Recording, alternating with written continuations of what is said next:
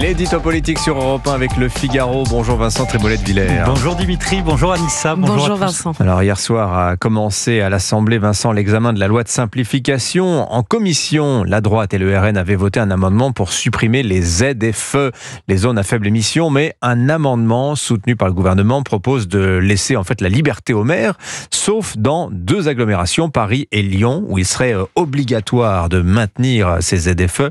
Vous pensez que ces ZFE peuvent vraiment être supprimés, Vincent ? C'est possible, Dimitri, et c'est souhaitable. Il faut d'abord que l'amendement qui restaure les ZFE à Paris et à Lyon soit rejeté. Il faut ensuite qu'en commission mixte paritaire, il ne soit pas rétabli. Il faut enfin que le Conseil constitutionnel ne considère pas que la suppression de ce dispositif, imaginé en réponse à une directive européenne, contredise le droit européen. Vous voyez qu'avec des si, on pourrait autoriser la banlieue et la province à rouler dans les grandes villes. Mais oui, c'est un objectif atteignable. Et de toute façon, ces réglementations pseudo-écologiques sont condamnées à terme.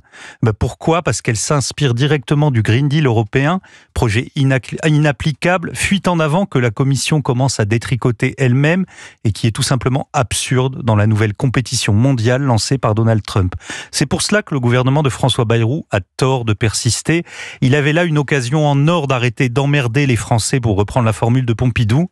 Malheureusement, le gouvernement Bayrou, c'est un bateau sans quille dont le capitaine n'a toujours pas trouvé le gouvernail et que l'équipage fait tanguer chaque jour un peu plus.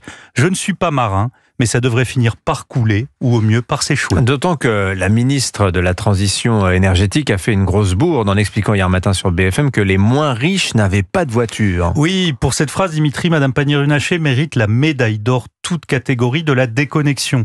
Même Benjamin Griveaux est battu, lui qui, en parlant des gilets jaunes, avait dénoncé la France qui fume des clopes et qui roule au diesel. Griveaux avait montré un talent certain dans le mépris social, mais au moins, il ne retirait pas leur voiture à ceux pour qui elle est indispensable.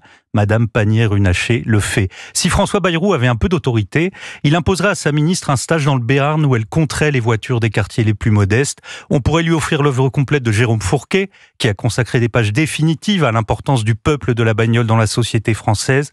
Enfin, il faudrait que le gouvernement traverse la diagonale du vide en transport en commun ou en trottinette électrique. Ce serait un événement important que pour une fois les déconnectés rencontrent les dépossédés. La critique est aisée, Vincent, mais l'art est difficile et il est urgent d'améliorer la qualité de l'air dans les grandes villes tout de même. Mais si c'était cela l'objectif réel, on serait tous d'accord. Mais cette histoire, c'est une fois encore celle du mariage de l'aveuglement idéologique et de la névrose bureaucratique.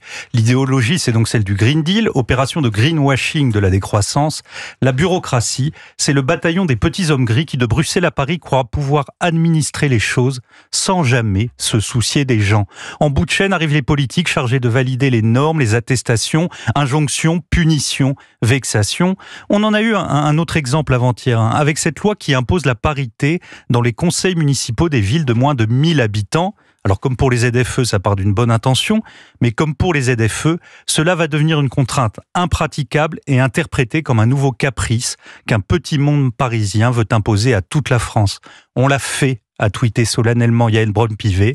On lui rappellera à toutes fins utiles que faire de la politique, ça ne consiste pas à se contempler dans le miroir du politiquement correct. Merci Vincent Trémollet-de-Villers. L'édito politique sur Europe 1 et la une du Figaro ce matin, les députés remettent en question justement le système des ZFE. Merci Vincent, bonne journée.